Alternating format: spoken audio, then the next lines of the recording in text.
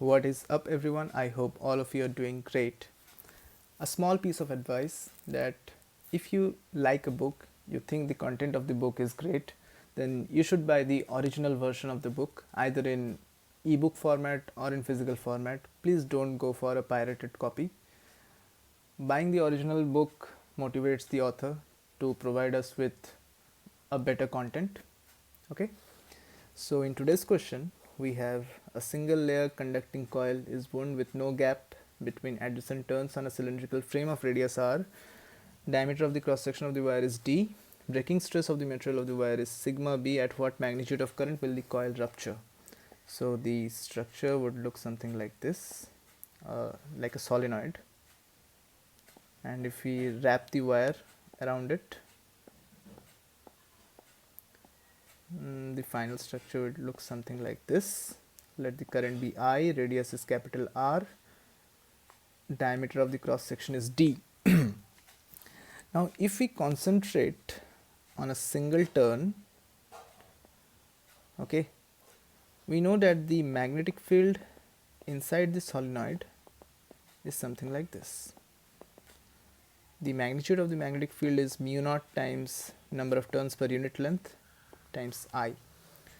Now if I take a small portion and zoom in this diagram, we get to see that the net force on this small portion is 0. This radius is r. Let this angle be d theta, which is very small. The tensile force here will be sigma times the cross sectional area of the wire, and there will be a force due to the magnetic field dF, which will be dl times magnetic field times current divided by 2. Why we are dividing it by 2? Because the magnetic field is present only in the lower half of the wire. dl times b times I, it would have been only when the whole wire is immersed in the magnetic field, but only on the lower half is immersed in the magnetic field, while the upper half there is no magnetic field. So that is why we are dividing it by 2. So the upper force will be r d theta times b times I divided by 2, and this is balanced by the vertical component of the tensile forces.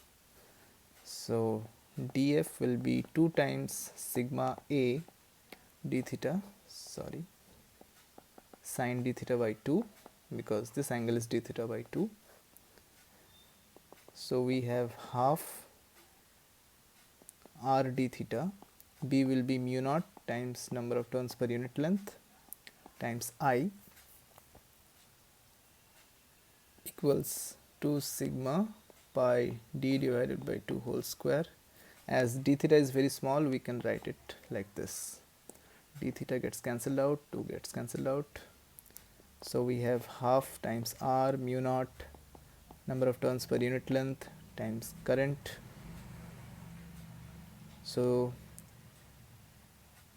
another current is there, so it will be I square sigma pi d square divided by 4. Okay. Now we can say that each diameter of the wire of each turn will consume the total length of the solenoid. So n divided by L is 1 by d. So half r mu naught 1 by d I square equals sigma pi d square divided by 4. So I square is equal to sigma pi d cube r mu naught by 2.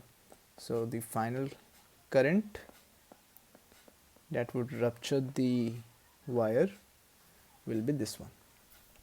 Okay, I hope you all have found this video helpful and informative. Thank you.